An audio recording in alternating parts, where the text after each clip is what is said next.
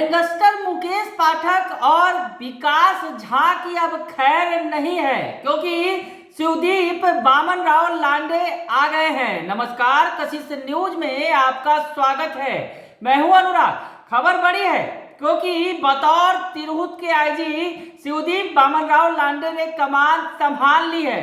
Super cop IPS अधिकारी के तौर पर जाने जाते रहे हैं और अपने कारनामों को लेकर हमेशा चर्चा में रहे हैं। तो अब लांडे आईजी बन गए हैं और तिरहुत रेंज के आईजी का कमान संभालते ही पहुंच गए सीतामढ़ी जिले में। जी हाँ, सीतामढ़ी जिले में पहुंचे तो एसपी साहब के साथ उन्होंने बैठक की और बैठक में सीतामढ़ी पुलिस को कई सारे टास्क सौंप दिए आईजी साहब ने।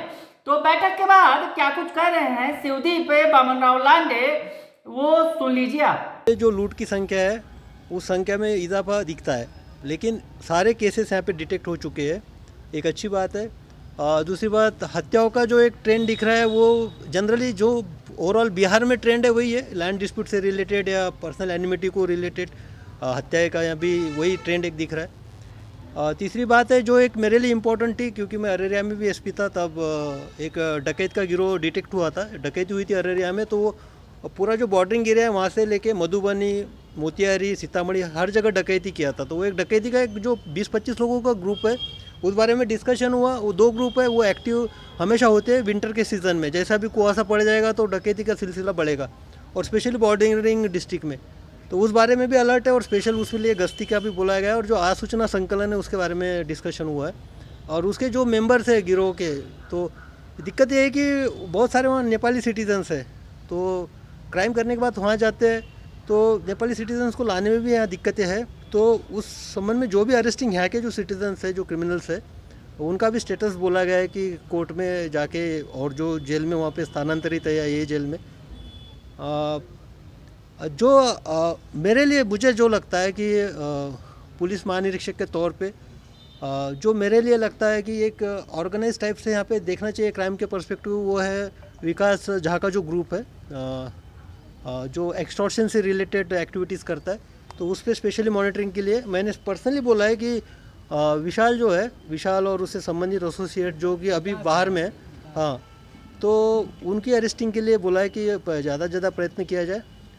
अभी जो जेल से निकला है और बैंक रॉबरी में भी था इंदल महतो, तो इंदल महतो के बारे में भी बोला है कि फोकस किया जाए। तो मुझे लगता है कि सीतामढ़ी पुलिस अपने आप में सक्षम है इन सारे टारगेट को अचीव करने में, इन सब की अरेस्ट गिरफ्तारी करने में। और मैं शुभकामनाएं देता हूं कि इनका लास्ट ईयर का परफॉर्मेंस अच्छा रहा है जब से ये आए यहाँ पे, आगे भी ये सिलसिला जारी रहेगा। आपके कुछ सवाल है तो पूछ सकते। तो सुना आपने कि क्या कह रहे हैं। उन्होंने टास्क दिया है गैंगस्टर मुकेश पाठक और विकास झा और कालिया जैसे अपराधियों पर नकेल कसने को उन्होंने कह दिया है पुलिस को, और साथ ही साथ उन्होंने तमाम तरह के दिशा निर्देश दिए हैं। इस दौरान उन्होंने कई पुराने मामलों का भी जिक्र किया कि जब वो दूसरे जिले में थे तो कैसे उन्होंने कमान संभाली थी और कैसे अपराधियों का सामना किया था। तो ये तमाम बातें शिवदीप बामन राव लांडे बता रहे हैं, और आने के साथ ही साथ उन्होंने मैसेज दे दिया है अपराधियों को कि जो योजना बना रहे हैं अपराध की, उनकी खैर नहीं है। क्योंकि बामन राव लांडे ने बताया, शिवदीप लांडे ने, कि अभी जाड़े का मौसम है और जाड़े में कुहासा छाते ही अपराधी सक्रिय हो जाते हैं। वैसे में पुलिस को उससे ज्यादा सक्रिय रहना होगा कि अपराधी किसी तरह की वारदात को अंजाम नहीं दे सके।